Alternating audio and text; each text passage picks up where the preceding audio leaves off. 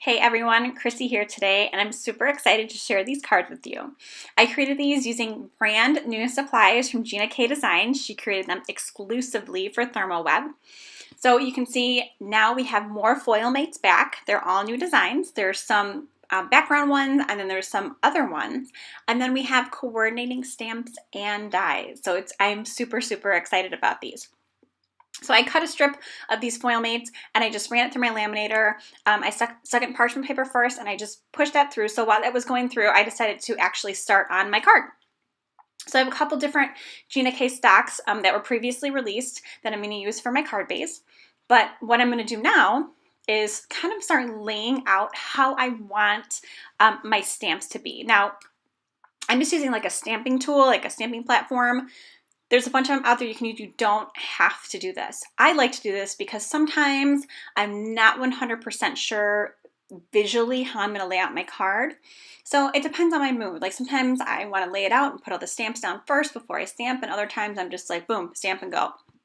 This time I kind of wanted to lay everything out because I really wanted to make sure that the foil pieces were kind of like the highlight.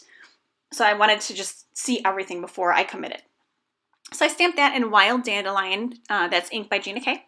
And then I'm going to go ahead and do the two-step stamping and use Passionate Pink. It's another cool thing about this stamp set. And all the stamp sets that came out, a lot of them have the two-step stamping, which I love because I feel like it makes everything a lot more realistic. And again, you don't have to stick with those realistic colors like this one. I don't really know if there's any butterflies that are out there that are yellow and pink, but I just think that they're fun colors and they worked well together. So then I stamped the little sentiment in there. And then I decided that for my foiled piece, I knew that this guy was going to be my foiled piece, but because I also knew that I was going to add some foam to it to make it elevated, I wanted something underneath it. Lots of times when I do that, when I have a specific piece on a card that's kind of elevated a little bit by the foam, I stamp something underneath it. So that way if someone's kind of like looking on the side, they still see there's an image under there that mirrors what's on top of it. And people that aren't card makers, anytime I give them a card that has like the 3D foam on it, they always look at it and like try to figure out how I did it. It's hilarious. What they don't know, right? How easy it is with a 3D foam.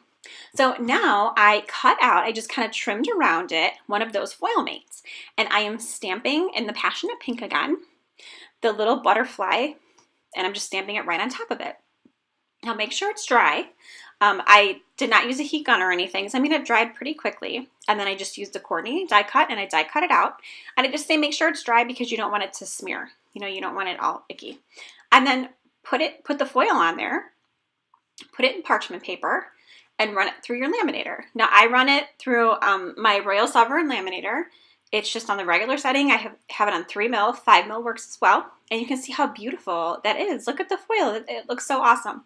I think it's just so very pretty. So you have the stamping with the foil and then the die cut. And I mean, it's really quick and it's really easy to do. Everything is kind of already pre-done for you. So you really don't even have to think too much about it. So I used the Wild Dandelion cardstock for the base. And then I used the turquoise sea for kind of like my little panel there. And then that foil mate, the background foil mate that I had run through the laminator at the very beginning of this video, I decided I was going to kind of put in the upper left corner. I just kind of wanted to do something a little bit different. Usually everything runs down the card and I keep everything super symmetrical. And this time I didn't want to. I wanted it to be like a little bit off kilter. I guess it's because, you know, I have the butterflies kind of like on an angle, so I figured the whole card should kind of go with that like on an angle type flow. So you can see I put that in the lower corner, I have the other thing in the upper corner, and then to finish off the card, I'm just going to go ahead and I'm going to add my little 3D foam squares on this butterfly and stick it on. And then because I stamped that as well, it gave me a guide as to where to put it. So you can see these 3 cards. I did the same thing with all 3 of them. There's the one we just made, and then I'm going to show you the birthday one, which is so much fun, and then one of my personal favorites, the flower one. So thank you so much for stopping by today. Make sure to follow us online and use hashtags Decofoil and hashtag ThermOWeb so we can find you. Thanks!